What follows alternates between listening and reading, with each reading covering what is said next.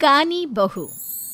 किशोरी लाल जी के बेटे राघव की शादी की बात जगह जगह चल रही थी, लेकिन किशोरी लाल जी को कोई लड़की पसंद ही नहीं आती थी।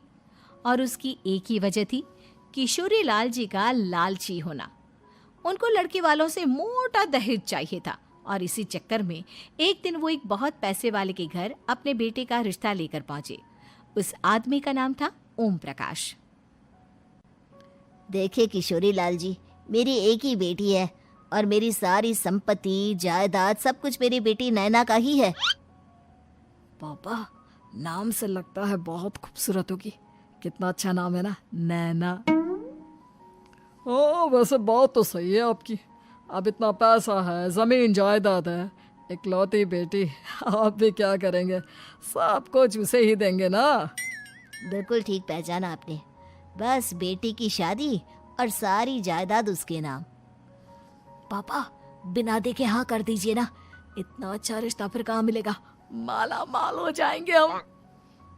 मैं अपनी बेटी को बुलाता हूँ। अरे नहीं नहीं नहीं नहीं, आपकी बेटी का नाम नैना है, सुनकर ही लगता है बहुत सुंदर होगी। रहने दीजिए अंकल, मैं तो आपकी बेटी के नाम से ही इतना खुश हो गया हूँ कि उसे बिना देखे शादी करने को तैयार हूँ। अब तो मैं उसका चेहरा सीधे शादी के बाद ही देखूंगा। और इस तरह राघव नैना का चेहरा नहीं देखता और उससे शादी कर लेता है। शादी के बाद अपनी सुहाग रात पर जब राघव नैना का घूंघट उठाकर देखता है तो नैना की आंखें बंद थी। कितने खूबसूरत हो तुम नैना, जरा अपनी आंखें खोलकर मेरी तरफ देखो तो सही। नहीं, मुझे शर्म आती है।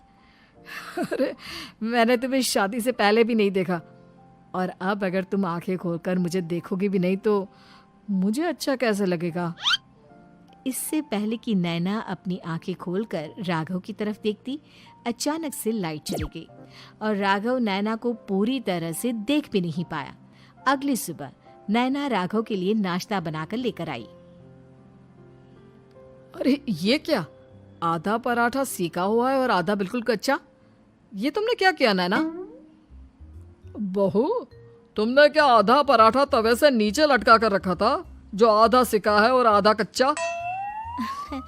मुझे जितना दिखेगा उतना ही तो सीखूंगी ना पापा जी।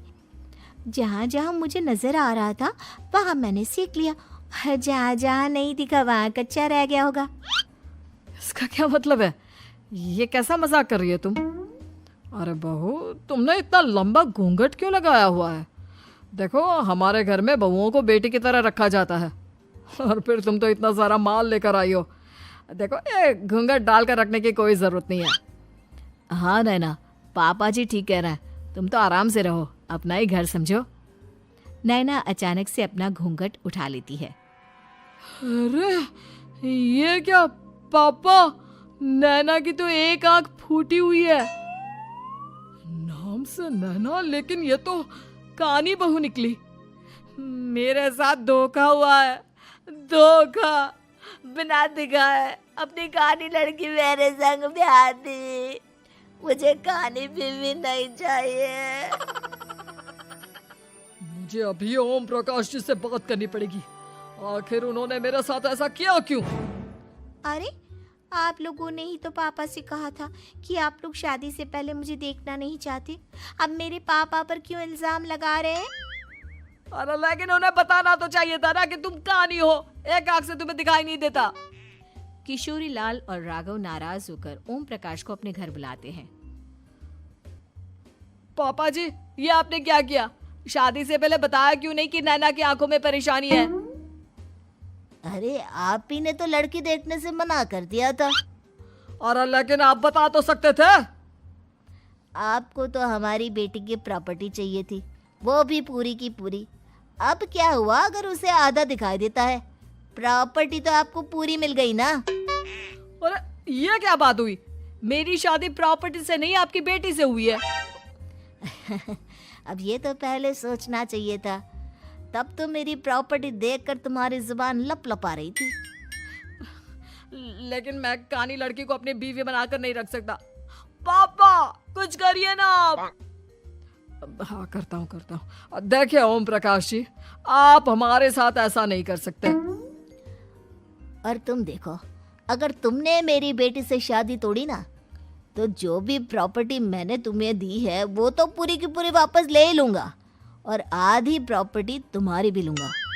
अरे मेरी आधी प्रॉपर्टी भला क्यों लेंगे आप? इसलिए क्योंकि मेरी बेटी को आधा नजर आता है और उसकी नज़र अभी तक तुम्हारी आधी जायदाद पर ही पड़ी है। अब तुम उसे घर से निकालोगे तो कुछ तो लेकर जाएगी ना। और अगर हम आपकी बेटी को अपने घर की बहू बना कर रखे तो? तो तुम्हारी पूरी प्रॉपर्टी तुम्हारी ही रहेगी, और जो मैंने तुम्हें दिया है ना, उसमें से बस मैं आधा लेकर जाऊंगा। अरे लेकिन अब आप अपनी दी हुई प्रॉपर्टी में से आधी वापस क्यों लेकर जाएंगे? अगर मैं आपकी बेटी को अपनी पत्नी बनाकर रखने को तैयार हूं तो? इसलिए ताकि भविष्य में अगर तुम मेरी बेटी को धोखा दो तो उसके पास कुछ तो रहे जो पति का हो। वैसे मेरे पास तो बहुत कुछ है, लेकिन अपने पति की कोई निशानी तो उसके पास होनी चाहिए ना।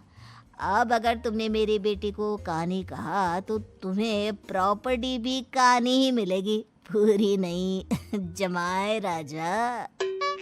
किशोरी लाल और राघव समझ चुके थे कि वो बुरी तरह फंस चुके हैं और अब उनके पास वहां से निकलने का कोई चारा नहीं है।